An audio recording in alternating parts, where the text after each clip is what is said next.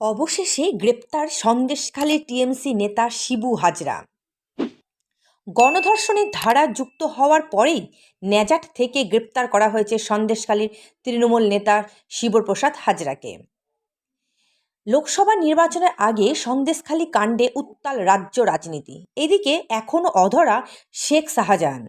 তবে এবার গণধর্ষণের ধারা যুক্ত হওয়ার পরেই গ্রেপ্তার হলেন সন্দেশখালীর তৃণমূল নেতা শিবু হাজরা। আগামীকাল বসিরহাট আদালতে পেশ করা হবে বলে জানা গিয়েছে। গণধর্ষণে অভিযুক্ত হন শিবু হাজরা, উত্তম সর্দার ও শিবু হাজরার বিরুদ্ধে গণধর্ষণ, খুনের চেষ্টার ধারা দেওয়া হয়েছে। বহিরাগত ভাড়া করে সাজানো ঘটনার তৃণমূলের তত্ত্ব খারিজ করল পুলিশই। শিবু উত্তমের বিরুদ্ধে অবশেষে গণধর্ষণের ধারা আনে পুলিশ। আর গণধর্ষণের ধারা যুক্ত হওয়ার পরেই এদিন ন্যাজাট থেকে গ্রেপ্তার করা হয়েছে সন্দেশখালীর ব্লক সভাপতি শিব